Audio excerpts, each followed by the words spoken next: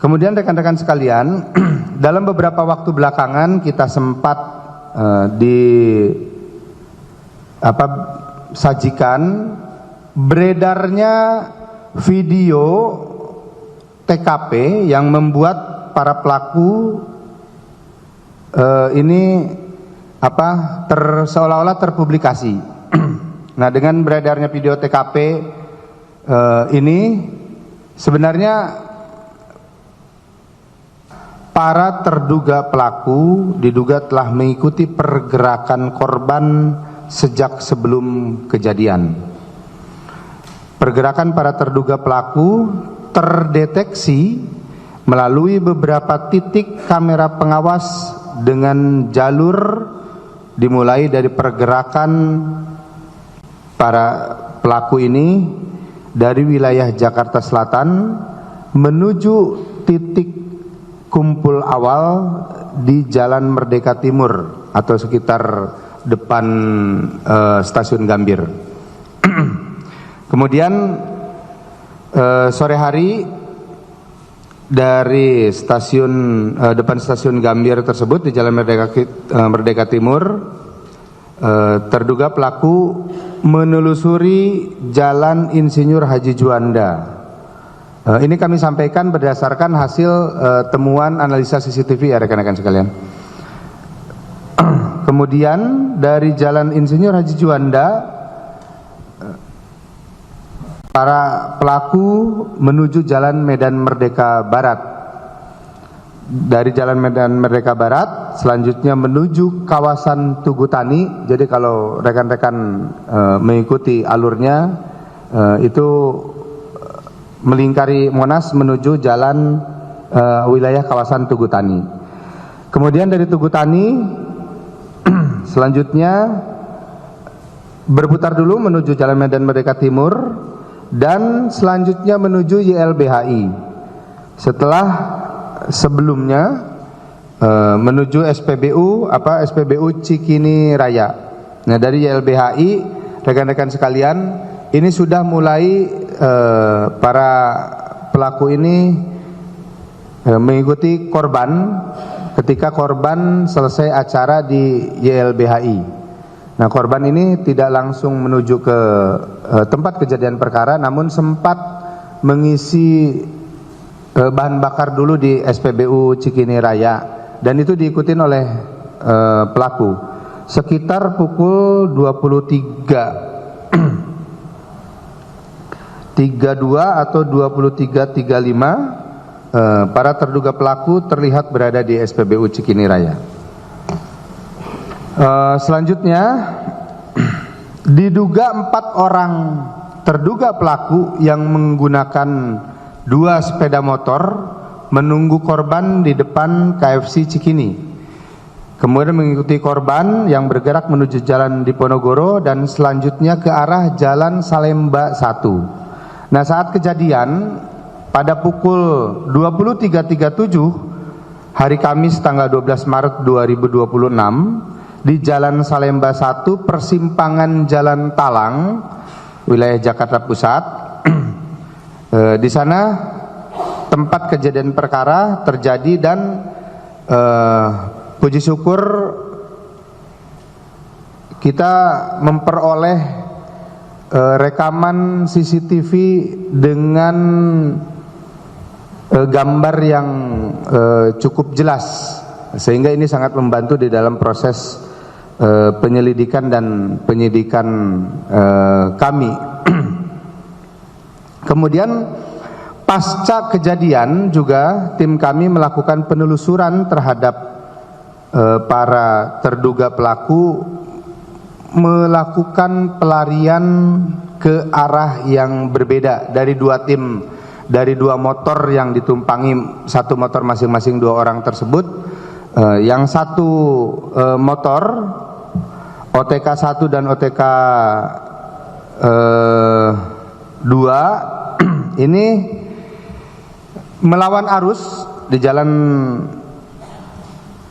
Salemba ini, melawan arus dari Jalan Raya Salemba menuju Senen, kemudian dari Senen menuju Jalan Keramat Raya, Jalan Keramat Raya menuju Tugu Tani, dan dari Tugu Tani selanjutnya bergerak ke arah stasiun Gondang Dia. Nah, dari Gondang Dia ini menuju wilayah Jakarta Selatan.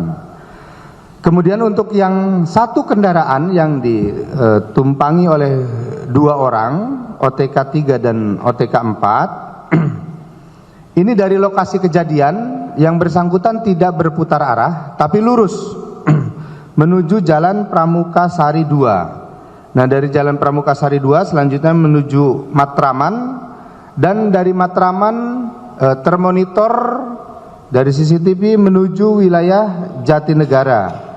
Selanjutnya ke Jalan Oto Iskandar Dinata, Jakarta Timur.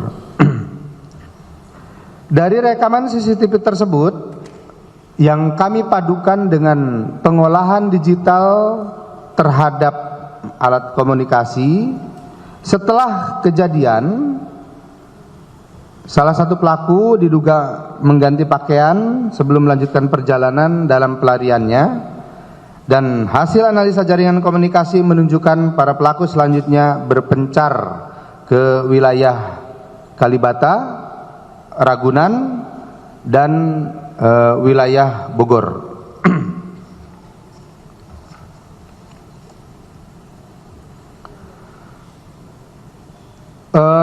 Rekan-rekan sekalian, saat ini kondisi korban berdasarkan pemeriksaan medis mengalami trauma asam, kemudian luka bakar pada bagian wajah, lengan, batang tubuh, dan kedua anggota gerak lainnya.